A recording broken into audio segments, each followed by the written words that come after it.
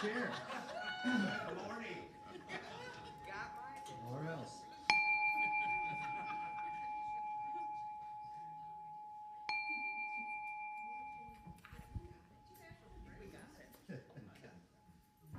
Huh? Oh, thought you said something. Good morning, everybody. Welcome home to Unity of Arlington. We're so very pleased you're here with us today in the sanctuary or online, and we invite you to start the morning out with a little musical celebration. Sing with us.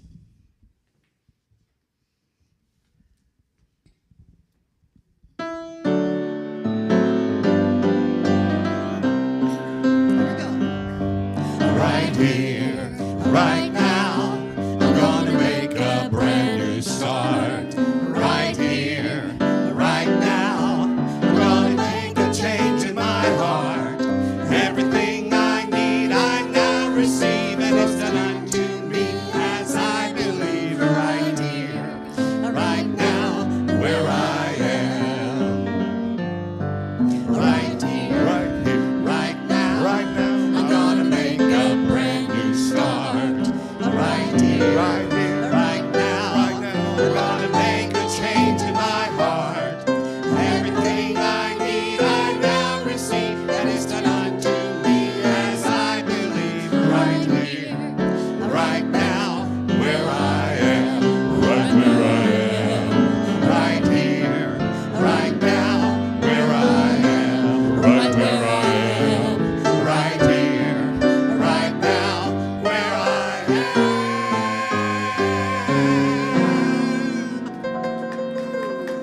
All right, please stand and join us on this next one. You can't do this without standing up. Woke up this morning with my mind Oh, yeah. stayed on spirit. Woke up this morning with my mind. Yes, sir. Stayed on spirit. Woke up this morning with my mind. Ba ba ba ba ba. Stayed on spirit. Hallelujah, hallelujah, hallelujah, hallelujah. Can't hurt your neighbor with your mind. No, no, no. Stay on spirit. Can't hurt your neighbor with your mind. No, no, no. Stay on spirit. Can't hurt your neighbor with your mind. No, no, no, no, no. Stay on spirit. Hallelujah, hallelujah, hallelujah, hallelujah. Real soft now. I'm walking and talking with my mind. Praise God. Stayed on spirit. I'm walking and talking with my mind. Stayed on spirit. I'm walking and talking with my mind. Walking, talking, yeah. Stayed on spirit. Hallelujah, hallelujah, hallelujah. Bring it on now. Rising and shining with my mind. Yes, I stayed on spirit. Oh, I'm rising and shining with my mind.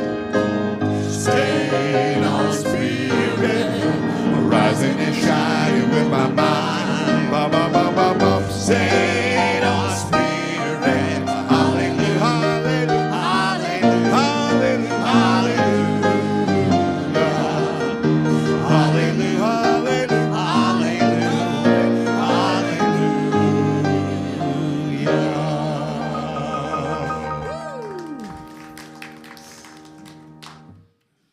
Good morning, everyone. Oh. That scared me for a mix. I thought my mother was laughing at me, not the dogs. So. Happy Sunday. Welcome home to Unity of Arlington. I'm Steve Morris. Our minister, Reverend Ann Tabor, is taking some time off this morning, and so it is my joy to be your worship leader this morning. We're so grateful for those of you that have come here in person and online. This is a beautiful morning. This is the day that the Lord has made. Let us rejoice in it. This is a place where we get to open our hearts, open our minds, and we are always open to the call of Spirit. Reverend Ann likes to tell us that we are here by divine appointment, so thank you for keeping your appointment with Spirit this morning. If you're here with us for the very first time, either online or here in person, some of you that are here in person that are usually online, we say welcome. Please go to, we can applaud that. Please go to unityofarlington.org, click on the green sign up button at the top of the page so that we can stay in touch and we have your current contact information. Now I would like to go ahead and introduce our wonderful guest speaker for today. He's going to be joining us later in the service. We are thrilled to welcome back Michael Brundy.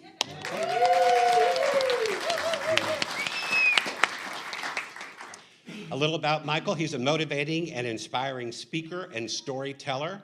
He retired from AT&T after 39 years of service. And that's exciting, but listen to this part. He never missed a day of work in 39 years. Thank you, yes. That makes me tired just to think about it. I didn't have to do it, and I'm exhausted. Michael identifies his passion as a desire to communicate with and empower others. He does this through his writings and his public speaking.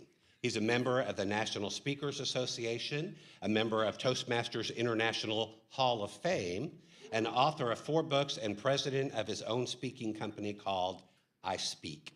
He's also a marathon runner.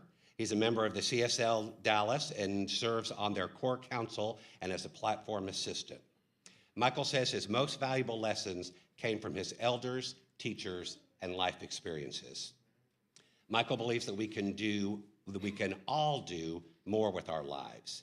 He believes life is an evolving and developing process. He believes our attitude and our vision can determine if we are successful in life.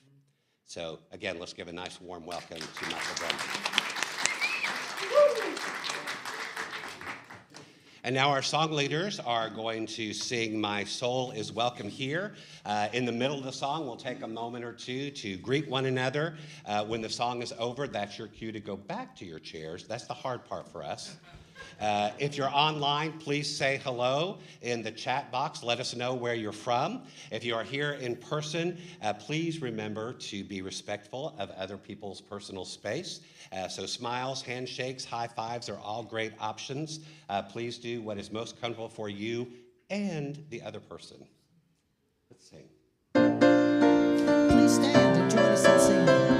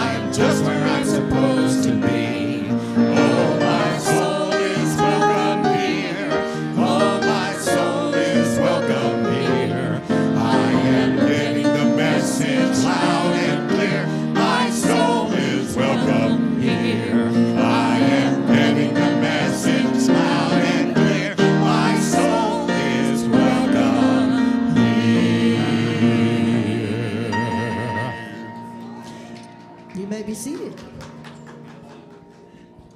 Thank you, platform leaders. Song leaders.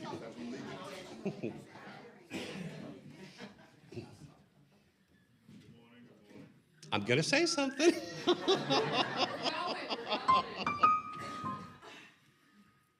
She just gave me a look like, don't you say anything to me. At this time, I would like to share the daily word for Sunday, April 16th, 2023. Our word today is world peace. Our affirmation this morning, I live my vision for a peaceful world.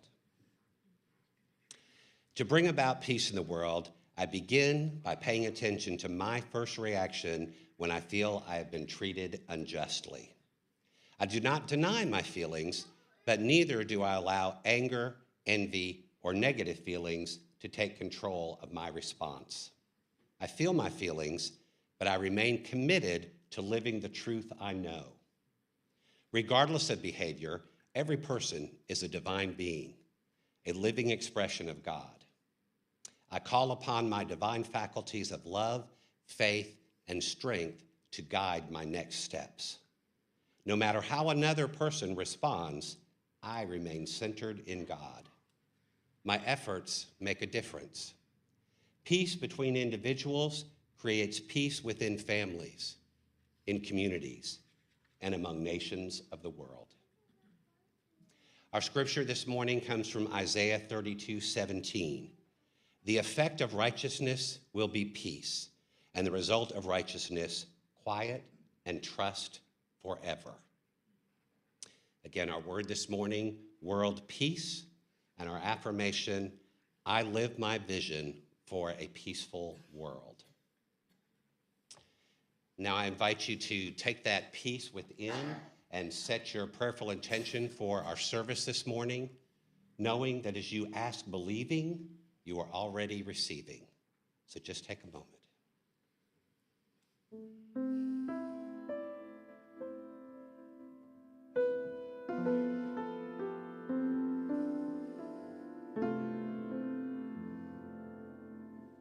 And so it is.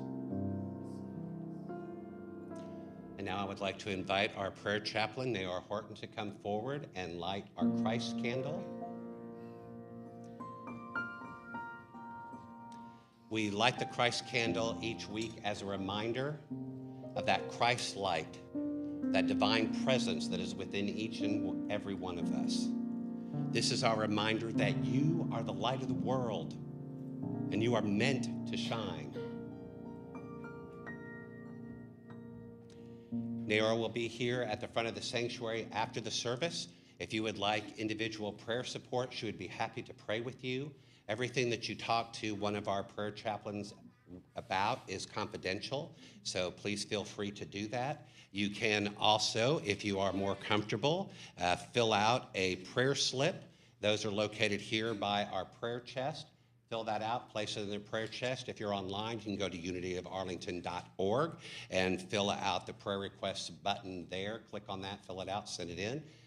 Any way that you do it, our prayer chaplains are going to pray for you for 30 days, and then they will send your prayers on to Silent Unity, where they will receive an additional 30 days of prayer. So if you would like some prayer support this morning, celebrations, joys, or a concern, please take advantage of that.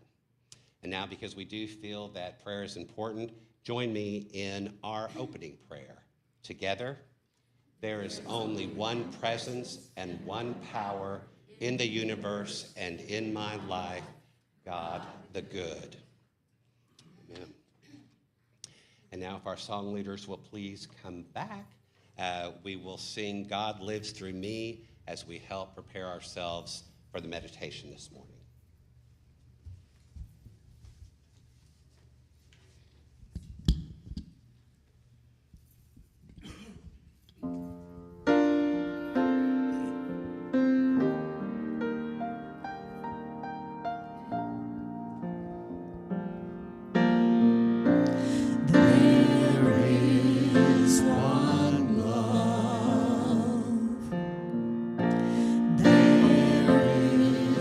One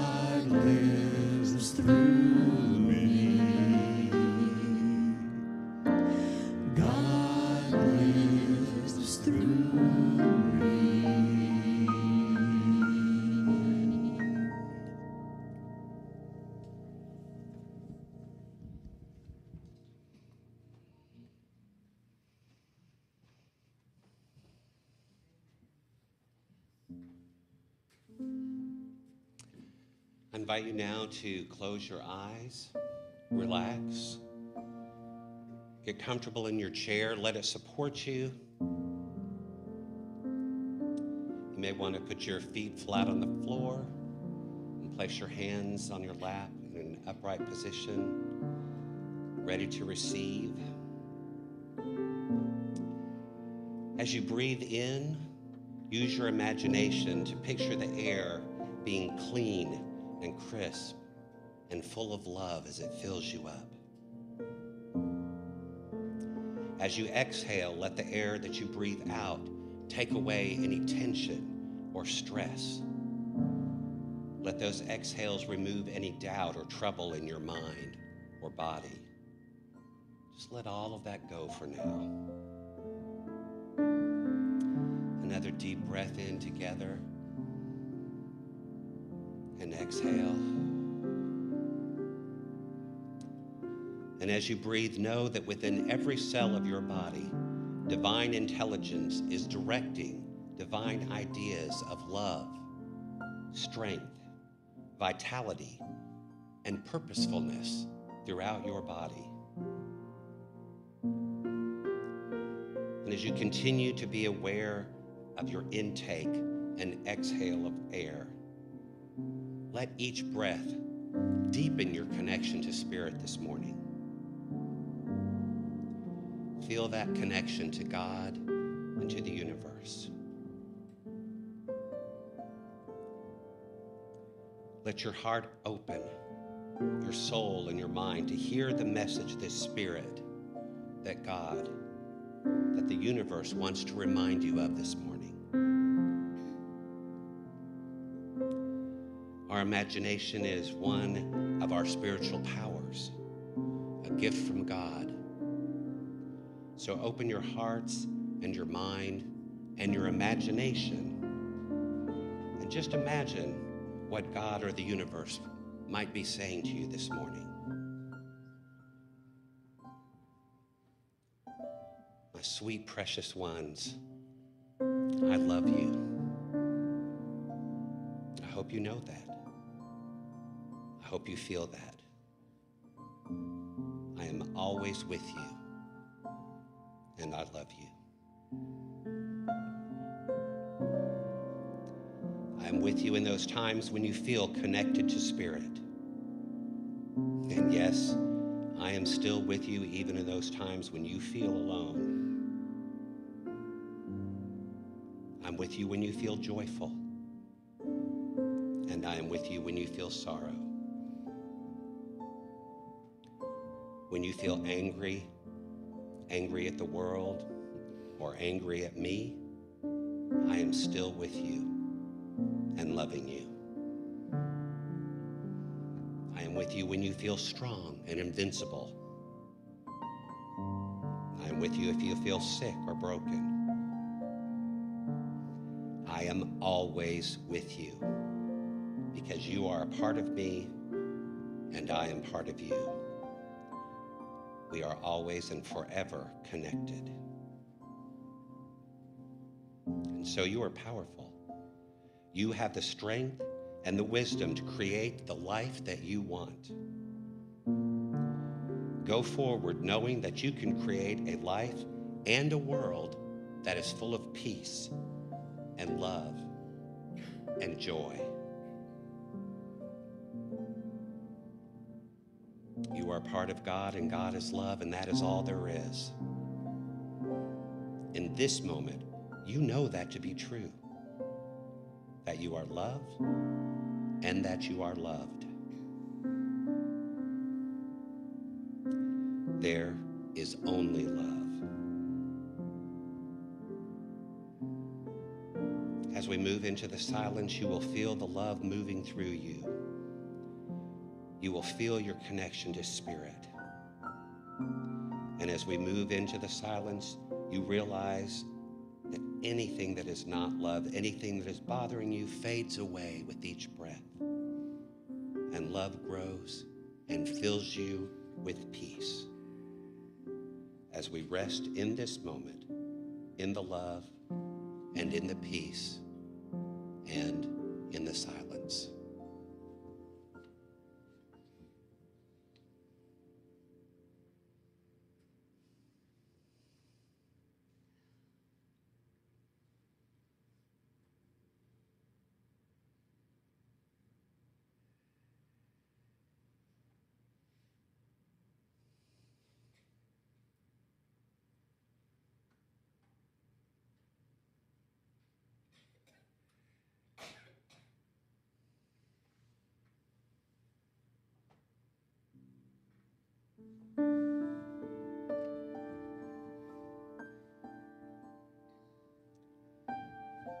divine love, we are grateful that in this moment, you are engulfing every fiber of our being.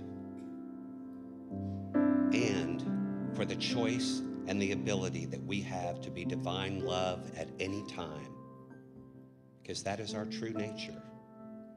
That is who we are. There is only love. We know this to be true, and we must remember that knowing is not enough. We must choose to act on it. We are the source of love in the world. We are love in action. We are divine love.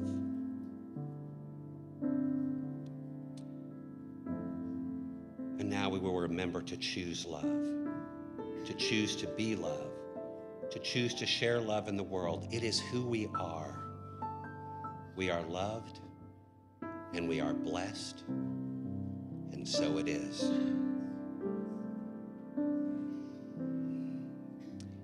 As you're comfortable, you can start to bring your focus and your attention back to the room.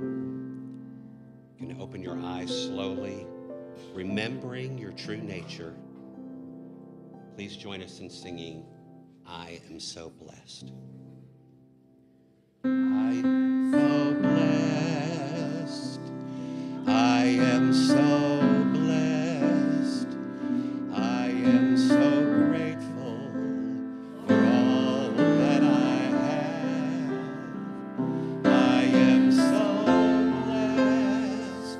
I am so blessed. I am so grateful. I am so blessed. I am so blessed. I am so blessed. I am so grateful for all that I have. I am so blessed. I am so blessed. I am so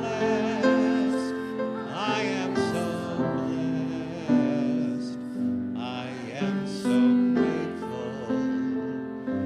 I am so blessed. I am so blessed.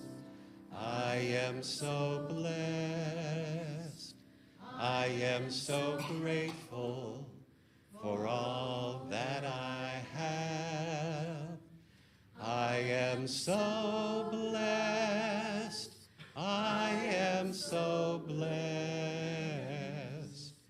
I am so grateful. I am so blessed.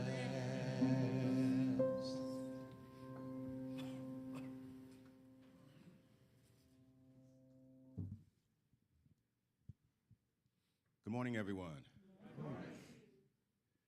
First confession, after Steve's meditation and one of my favorite songs, I would have had enough and I could go home right now. I mean, Steve said most everything that I would want to say, and between the piano playing and that song, which always seems to touch me and jerk a few tears, like I said, that would have been just fine with me. But since you guys came and are hoping to hear a speaker, then I'm not going to go home. I'm going to do what I'm supposed to be doing. But first, I want to give a shout out and a special welcome to some fellow Kansans that just happened to show up, Nancy and Paul. Yeah. Take your bow. Nancy and Paul normally they show up here on online, and they watch online, right? In person. So we're glad that they made that long trip from Kansas, and also two other special people for me. My mom's in the audience, and so is my grandson, too.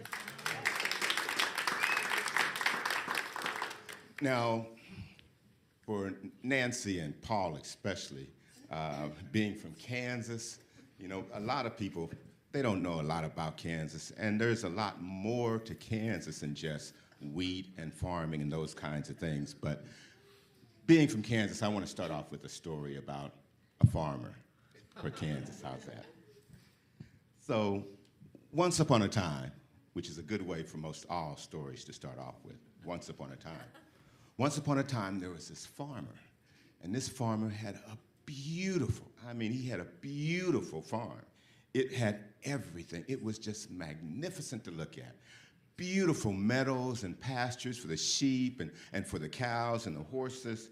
There were orchards with, tall trees with every kind of fruit you could imagine, with plums and peaches and apples. This was a beautiful farm.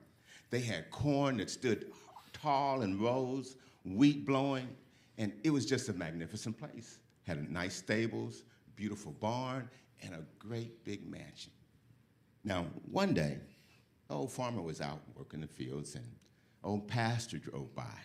And the minister pulled up and wanted to have a little conversation. He said, "Hey, farmer, how you doing today?" The farmer said, "Well, I'm doing pretty good." He said, "It looks like you have a beautiful farm. The Lord has really blessed you with a great farm." The old farmer, he took off his hat and he wiped his brow with his little dirty rag and said, he started thinking about all the days and time he had put in cutting down trees and removing the brush. He thought about all the hard times it took to plant for the crops and all that patience that it took, all that hard work to build the house, to build the barn, all the things that he had done to make this farm so beautiful. And he turned back to the pastor and said, "Yeah, Pastor, I have been blessed. God has been good to me. But you sure should have seen this place when he had it all to himself." The point is that I believe that we co-create our lives, our existence with God. We have something to say about this. We're in on this together. We're just like that farmer. Some great land and great property, but he had to do a whole lot of work and had to do some things so that when the pastor came by, he could see that beautiful land. We co-create with God. Now, everybody has different meanings about what they call God, okay? You can be from the same church, the same family, the same household, or whatever, and still have a slightly different interpretation of God. Now, I'm not here to try to change your idea about what God is or change the deity that you believe in or any of that. I just want to make sure that we're on the same page so that we can start off together, okay? So I want to tell you how I see God, okay? Now, I see God as a unity of two things, love, right, and law. Law and love. Now, to me, law is like universal laws, those things that it doesn't matter who you are, where you are, or when you are, it will still apply. Like the law of gravity. It doesn't matter who you are or what, the law of gravity will still work, right? The laws of cause and effect. It doesn't matter what time, when, that still is going to be a law that works. The law of multiplication, mathematics. It doesn't matter who says it, 2 + 2 will always be 4.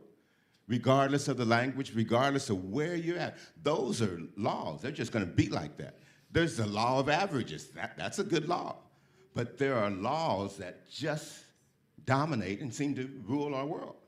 But along with those laws, there's that other thing. And that's the thing they call love, okay? Now, this one's a little bit harder for me to describe. It's sort of like spirit, sort of like life. It's sort of like something that's in us. So the best way for me to do an experiment with me, okay? So just take a second. So close your eyes. Just close your eyes. Now you're very safe. You're going to be just fine. I don't want you to think about the person beside you. I don't want you to think about the person in front of you. Just get deep into yourself with your eyes closed. Now ask yourself this question. Who am I? Do I exist? What am I? Why am I? Now, open up your eyes. Now, the part of you that was asking that question and that part of you that was answering that question, in my mind, that's that still small voice inside of us. That's the spirit inside of each of us. That's the way that God talks to us. That's the love part of it. It's hard to describe because sometimes it's more of like a feeling. And I don't care how logical you want to be about your religion or about what you believe, you've got to admit that sometimes we just get that feeling. We have a presence, and that part of us. It's the enthusiasm, and it's the courage that comes with us. It's that part of us. And those two together, that love and that law, I think that makes up God. So when I say that we co-create our world with God, that's what I'm talking about, okay? That we do it together. Now, I got to get this part over real quick because I'm not good with notes and all that kind of stuff, reading notes, okay? But some of you may need a better authority than just me to rely on this. So I made sure that in case you needed a better authority, that I could tell you something, okay? So for those of you who need a biblical authority, and this is Sunday and we're church, it should be a biblical authority. In 1 Corinthians 3, 9 through 12, it says, "For we are God's fellow workers. You are God's field and God's building." It also says in 1 Corinthians, "Do you not know that you are a temple of God and the Spirit of God dwells in you?" See, it wasn't just me saying this stuff. It's right there in the Bible. A lot of people may look like past it, but it's right there. You know, one of my favorite quotes is that it's about a creative power. It says, "I can consciously use the creative power of the universe to create a life that is perpetually unfolding toward more good." Isn't that great? Now, you know, if you don't read a lot about the Bible, you know, when I was doing all my research, I can tell you that this book, Galatians, they got some good stuff in Galatians, okay?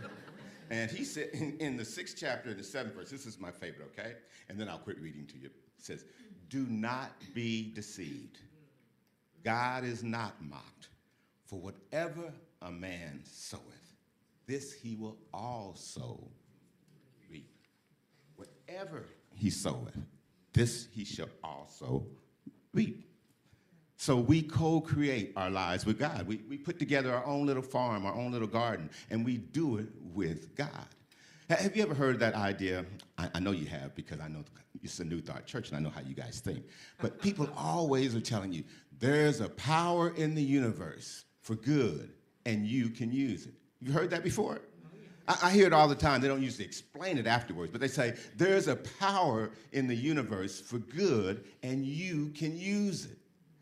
That power is a creative power. It's the way things are created in the world. It's the way plants grow. It's the way an acorn turns into an oak tree. It's the way a seed actually develops. That's a creative power. Now, we know a whole lot about how we plant things and make things grow, but nobody really knows what happens in that moment when that seed bursts open. That's the creative power. I think that's God doing something. And if you understand that creative power, then you can begin to use it. Use it in your own life. See, that creative power is going to be there no matter what. So why not find a way to harness that power and use it for your own good? It's like seeds, okay? Now, for me, if a seed will grow anywhere, right? And it doesn't matter whether you're there or not. That's that creative power. Let me tell you the 3 steps to using the creative power, okay? They're really simple, okay? You plant, you cultivate, and you harvest. That's simple. Plant, cultivate, and harvest. So you plant good seeds. You know, you plant seeds that are good, that are going to grow. You can't go around planting corn if you want apples, right? You got to plant apple seeds if you want apples. You've got to plant tomato seeds if you want tomatoes. You can't plant corn and get potatoes. And the same thing is true. You can't plant prosperity and then, you know, expect that you're going to get anything else. You can't be cheap and expect to be prosperous. You've got to plant what you expect to actually grow. Now, those seeds are like our ideas, our thoughts, our goals. Those are the things that we plant. Got it? Now, if you have trouble with coming up with what your seed should be, the universe has provided an answer even for that, okay? All you have to do is use your imagination. If you don't know what you want to do, what you want in life, just use your imagination, okay? Einstein says that the imagination is even more important than knowledge, because knowledge only talks about what we know up to this point, but imagination takes you past that, even to the things that you don't have any idea will exist one day. That's your imagination, and anything that you can imagine, you can make come true. Einstein says that your imagination is the preview for what's to come in your life. Your imagination. So dig deep into your imagination and grab those seeds and then plant those seeds. When you plant it, it's like putting thoughts in your subconscious. You know, it's like the seeds go into that ground and it's dark. It's the same thing with our subconscious. And that's where things start to happen. That's when we get to that second step. That's when we start to do our part, when we start to cultivate it. You can't just put the seeds in the ground and then not pay any attention to them, because seeds will grow. I mean, you've seen them. A plant will grow up in the middle of a sidewalk through a crack. It will find a way. Weeds will grow in your garden if you're not careful. So when you get your thoughts and you plant those good thoughts in your garden, you want to make sure you tend to that garden, that you cultivate that garden. That means when those negative thoughts start blowing in, people saying, no, you can't do that, or you start doubting yourself. No. Those are the weeds that you want to get rid of. You want to move them out of the way. Because if you let too many weeds grow, they'll choke off the good plants, right? They'll take away all that good nourishment. So you've got to get rid of those weeds. And you know, you get to determine what's a weed and what's not a weed, okay? I'm just saying, because some people's weeds are different than other people's weeds. Just like some people's flowers are different. So you decide what feedback that you want to accept from other people, what negative talk you want to take. But know that you've got to cultivate that garden in order for those plants to properly grow. And there's a way that we can do that too. You know, some things are so true that you see it everywhere, okay? One of the best ways to cultivate your seeds when you put them in the ground is just through repetition. Just say over and over and over that it's going to work, it's going to work, knowing that it's going to work. That's how a lot of things work. That's how we develop habits. You know, that habit that you see those nuns wear, there's more to it than just that. That's why they repeat the rosary and those things over and over and over again, trying to embed those thoughts into your brain. Now, it doesn't just work like that with religion. If you want to look at biology, it still happens that way. If you go look at your brain, you will find out that you're building neural paths, and more neural paths. Every time you repeat an affirmation, every time you say what you want, it's getting deeper and deeper and deeper. That's why we do what we do. Now, I know for some of you guys, because I know where I'm at, this is just kind of elementary, because I know plenty of times, I've been here and seen you when Reverend Ann has stood up here and gave a great sermon, and you've latched on to one of those thoughts, something that seemed to resonate just with you. And you went home and you started studying that and reading about it. And then all of a sudden you started talking about it in your spirit groups. And I know you guys have spirit groups because I've seen them at my own house. And you have those spirit groups, okay? And those spirit groups, you start reinforcing that thought. You support each other in that thought. And that's cultivating your seed. That's helping your thing grow. The same thing when you do affirmative prayers. Whenever you're doing anything like that, you're helping that seed to grow. Make sense? Now, it's one thing to make the seeds grow, but the best part of those seeds is when you get to the harvest. You know, that's the good part, when you get a chance to get the benefit from all of your hard work, getting that harvest. And the harvest only comes after you have put in that hard work. But then it gets to be really good. Now, I say with my harvest, what I've learned is that because of that law of multiplication, that usually when I plant one seed, I get a whole bunch more. You know, you plant one seed and you get a whole apple tree which has hundreds of apples and hundreds of more seeds. That's just that multiplying effect. And it's always in the universe. Wherever you look, you can always see that's how things work. There's a multiplying effect. So if you plant a little, you'll end up getting a lot. And then, if you're smart, you'll share it. That old farmer I was telling you about, well, one day, he was in his barn, and he had just finished the harvest. He brought in all of the hay and all the corn and all the stuff. And now he was getting some seeds and separating some seeds so that he would have some for next year. And the banker, of course, came by this time. And the banker, you know, he said, "Hey, farmer, how you doing? Well, the banker, he had a little interest in the farm. They had a mortgage, so he wanted to see how things were going. And he said, oh, well, we had a good harvest this year. Things went well. We got a lot of corn, a lot of everything. Everything went well. And now I'm just sorting up the seeds so that I'll have some for next year. And then I'm also going to give some to my neighbors. And the banker looked and he said, well, they look like both those bags of seeds seem to be pretty much the same. Are you giving your good seeds to your neighbor? And the farmer said, obviously, you're not from Kansas and you don't know much about farms. He said, of course I give my best seeds to my neighbors because I know when they plant them in their garden, their pollen is going to blow over into my yard. So why wouldn't I want them to have the best? It only makes sense. When we give to others, we're giving to ourselves. So when you learn how to use that creative power to bring things into your life, the thing that you want to do is not just take yours, but share with others. Be generous, because that's how it multiplies. It's amazing to me that we don't seem to understand that, okay? But if I take one candle and you don't have a candle, and then I give you a candle, and now you light your candle, I don't lose any of my light at all. And now you even have more, right? And if you share that light with somebody else, you haven't lost any light. There's even more, right? Pretty soon, we can all share from that same candle and light the whole room. That's what we can do.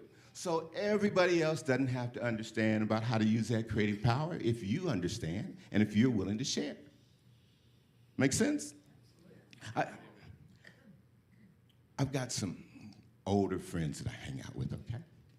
And I'm now at that retirement age. So I'm in a men's circle. And in this men's circle, it's about 25, 30 guys. And there might be 3 that look like me, and the rest of them are old white guys. And they're cool. And we're all in there, and we all talk about what's going on in our lives. And we keep it confidential and all that. So you have men who get a chance to express to other men what it's like to be a man and what they're going through, those kinds of things. And one of the strange issues that started to come up recently is race. We've got guys in the group who are reading the 1619 Project. I'm not sure if all y'all know about that, but it talks about race in America. And these guys are reading that book, and they're getting some new enlightenment. They're seeing things a different way, different than what they had ever seen before. And they're concerned because it's like, well, if I had known that when I had been a supervisor, when I was a manager, when I was running the company, when I could make a difference, then I would have did something different. I would have promoted more women in my group. I would have promoted more blacks. I would have done something if I'd have known that. And so now a lot of them feel, well, is there any reason for me to get this information, to go on, to have that? And I say that there still is a purpose, okay? I got this one more quote. Let me see if I can find it, because it's just too good for me. I don't want to really mess this one up, okay? Now, this is one from Socrates, okay? Socrates says, a society grows great when old men plant trees whose shade they know they shall never sit in. Got that? A society grows great when old men plant trees whose shade they know they shall never sit in. That's about responsibility. That's about being unselfish. So what we talk about in our men's group is it may be too late for them to do certain things that they would have done in the past when they were leading organizations in their jobs, but that doesn't mean that they can't start planting seeds and changing things now. Maybe they won't be the ones who sit under that tree when we all get together and we don't have those same kind of race issues, those same kind of problems, but they can be the one who plants a tree. They can be the one who makes it start. They can be that person. So I say, even if you're like me and you're in your retirement age and you're a little bit older, there is still a lot that you have to offer the world. Still a lot that you can do with this creative power that you have. There's still a lot of good that you can share. You do that by co-creating your world with God. We make this happen. But it's just like Steve said in his meditation, you can't just visualize this stuff up. You've got to do the work. You've got to go into action. You know, gardens don't just grow by saying, oh, how beautiful. No, they grow with a lot of work. That's what the farmer was trying to tell that minister that day. Well, one final story about my friend the farmer and his co-creating. You know, time had went by, and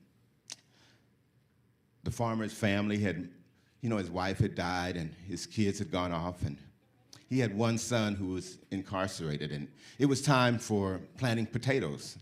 And normally it was something that he loved to do with his son. You know, they would do it together. They would plow the field, and they would throw out the seeds, and they would watch the potatoes grow. But he couldn't do that anymore. He was old, and his son was incarcerated in jail. So he wrote his son a letter and explained to his son, you know, I really miss us not having the opportunity to work the fields together. So I really wanted to plant those potatoes, but I'm just so old and feeble now. You know, I could probably throw out the seeds, but I just can't handle that plow. The son thought about it and felt real bad because he couldn't be there for his dad. And he meditated, and then he wrote his dad a letter back, and he said, Dad, I really wish I could be there to help you with those potatoes and that farm. But you know I can't do it right now, but whatever you do, Dad, whatever you do, don't plow up that field, because that's where the loot is buried. Now, I'm from a prison town, Leavenworth, Kansas, and I can tell you, you don't write letters and not have them get past the prison authorities before they get to your people. So, you know, when the prison authorities saw that, you know what they did?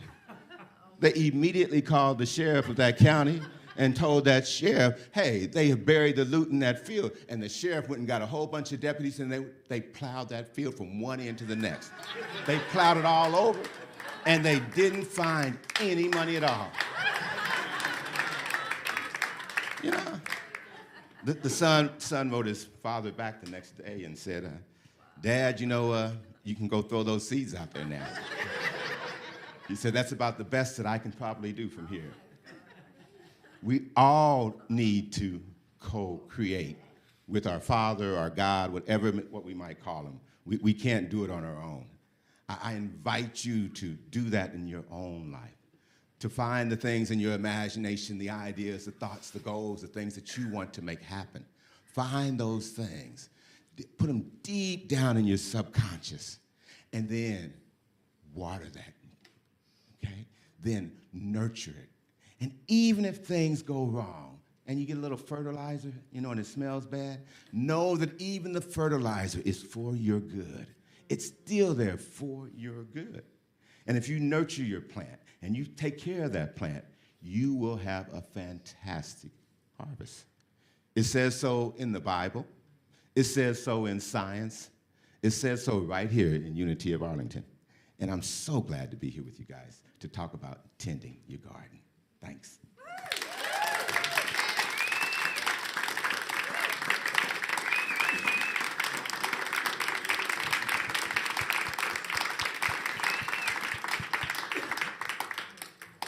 Thank you for that, Michael, for reminding us to tend our gardens in our imagination and in our lives. And now we get to reap the harvest of Sandra Kay's hard work for many, many years of singing and cultivating this beautiful talent that she has. Please welcome one of our own, the lovely Sandra Kay.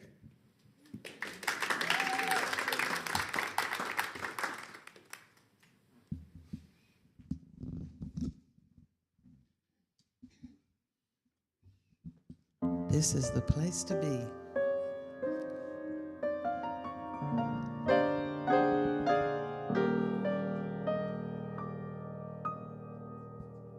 There is no greater love than what I feel for you. No greater love, no heart so true. There is no greater thrill than what you bring to me. No sweeter song than what you sing to me.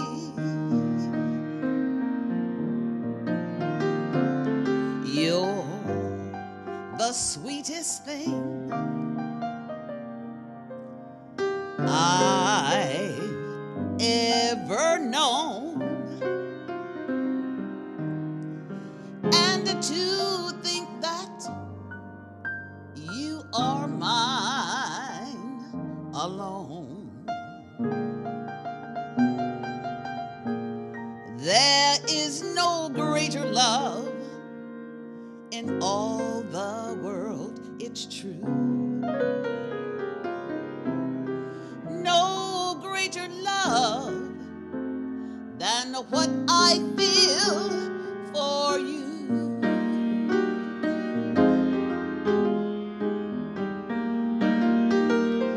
There is no greater love than what I feel for you. No greater love, no heart so true. There is no greater song than what you sing to me. No greater love than what I feel for you. You're the sweetest thing I've ever known. And to think that you are mine alone. There is no greater love in all the world, it's true. No greater love than what I feel. No greater love than what I feel for you.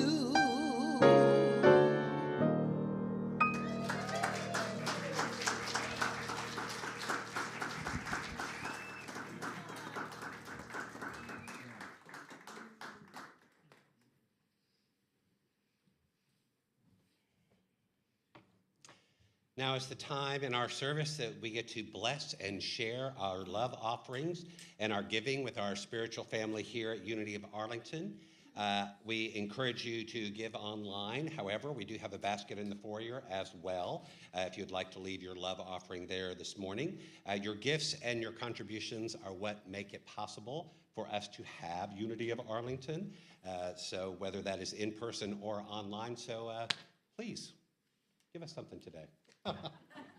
Your contributions help us to pursue our mission, which is, let's all say it together, we empower people to live thriving spiritual lives.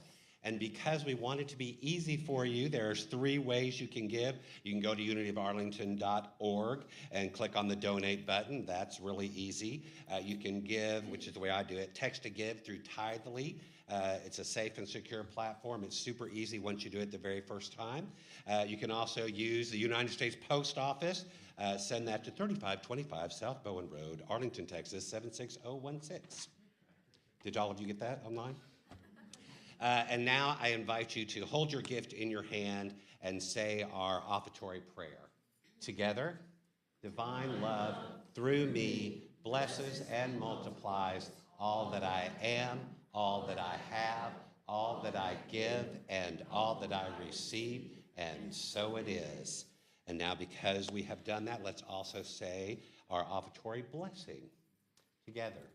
We accept these gifts with gratitude. We bless the gifts and the giver. We share them with joy. We use them with wisdom. We are blessed, grateful, and prosperous, and so it is. A couple of quick announcements. First up, I'd like to invite one of our co-leaders of our prayer chaplain ministry, Teresa Riggs, to come forward and tell us some exciting news about our prayer chaplain program. Thank you, Steve. And I also just want to say thank you for a wonderful tending your garden talk today, and for the beautiful music, the beautiful setting. Everything in our lives here is just so blessed. There's a song that Dan Schutte wrote, And part of the lyrics are these: "Here I am, Lord. Is it I, Lord? I have heard you calling in the night. I will go, Lord, if you lead me. I will hold your people in my heart." Now, we know in New Thought, this comes from Isaiah, by the way, chapter 6, verse 8. And Isaiah was talking to God. And we know that in New Thought, this is not an external God. This is an internal conversation with his inner spirit. And what Isaiah was asking was for his purpose in life to be revealed. He wanted to know what he was there for. So I'm going to plant some seeds today. On Sunday, April the 30th, there's going to be an introductory meeting about being a prayer chaplain. Naora and I, wave Naora, will be presenting some information and answering questions about what it means to be a prayer chaplain. This is a really important sacred service in our church, in our ministry. This meeting is going to be held over in the GLC after church service. You can expect some light refreshments and some really good discussion. Our lives, most of us have very, very busy and noisy lives. We are filled up with the noise all around us of obligations with family and friends and community. We have to-do lists. We have the noise of busyness around us all the time. So the seed that I want to plant is simply to say, would you please take some time in the next few weeks? You have 3 weeks from today to have some quiet time, some discernment time, and shut out that busyness and talk to your inner spirit. Talk to God about what is your purpose? And perhaps I am planting that seed that it might be to be a prayer chaplain. We have brochures at the back. And if you're a current member, if you're listening online and you are physically present in our area, because you do have to be physically present to be a prayer chaplain, please consider signing up. Take a brochure from the back, read about it, and sign up at least for the introductory meeting. Come have some food and talk to Naora and myself about what it is to be a prayer chaplain. We really hope to see you there. Thank you. Can I ask you a question before you go? You certainly may. So if they go to the meeting, is that a requirement then that they will have to become a prayer chaplain? No. Are y'all going to put heavy pressure on them to become prayer chaplains in that meeting? We could really use some, but no. Good. I didn't think so. So I just want people to feel comfortable going and getting information. So Thank you very much. thank you.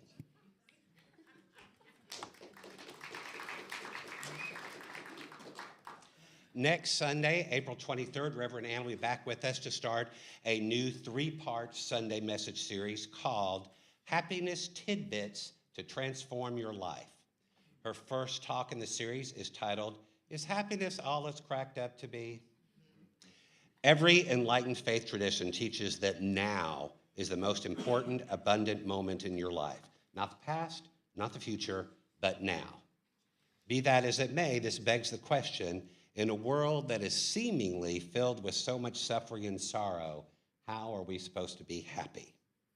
Join Reverend Ann as she shares the basics of what happiness truly is and how you can apply for your own personal passport to take you there. And finally, on Thursday evenings, May 4th and May 11th from 7 to 9, Reverend Ann will be offering membership classes on Zoom. Yay! Thank you. That was less than exciting, people. Thank you. Thank you. Thank you. Unity of Arlington is a loving, thriving spiritual community that honors all paths to enlightenment. And we'd love to have you join us as an official member. And now, because of recent changes in our bylaws, you can become a member from any city or state. In other words, you do not have to be here in person. Hi, everybody. Here's another important note. You do not have to join if you take the 2 classes, but you do have to take the 2 classes if you want to join. They are required. Reverend Ann will cover Unity Basics, Unity Prayer, and Membership Basics. It's also a good refresher course for anyone who just wants to take it for fun, to remind them of all of those things. I think there's already several people that are taking it for fun. So to register, go to unityarlington.org. We've sent you there several times today, so actually do it. Click the Get Involved button. You will see the new member class button in the drop-down menu, and then you just follow those instructions to register. Reverend Ann loves doing the new member classes. She looks forward to seeing lots of you on Zoom. And now if our song leaders will come back, we're going to sing and remind ourselves and our youth to shine our lights. Are they asleep? Does she want to come up today? Does anybody, any of our young kiddos want to come up here with us today? Come sing with us.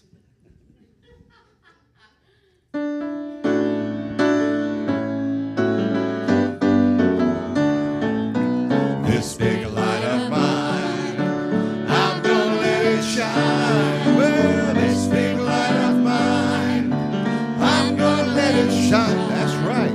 This big light of mine, oh glory, I'm gonna let it shine. Let it shine, let it shine, let it shine. Everywhere I go, I'm gonna let it shine. Well, everywhere I go, I'm gonna let it shine. Sing it out. Everywhere I go, I'm gonna let it shine. Let it shine. Let it shine. Let it shine. Let it shine. Let it shine. Let it shine. Will you tell everybody your name? Can you tell everybody your name today? Alina. Elena, very good. Thank you for joining us.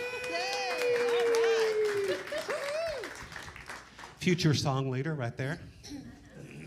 And now, please join me in saying our community prayer. We are here to shine as the light of God. We are here to embrace as the love of God. We are here to stand in truth as the power of God. I am the power of God. We are here to radiate as the presence of God. I am the presence of God. Wherever I am, God is, and so it is. Please join us in singing Let There Be Peace on Earth. And please stand. There be peace on earth, and let it begin with me. Let there be peace on earth, the peace that was meant to be. With God our Creator, we are family. Let us walk with each other in perfect harmony. Let peace begin with me. Let this be the moment now. With every step I take, let this be my solemn vow. To take each moment and live each moment in peace eternally. Let there be peace on earth, and let it begin with me.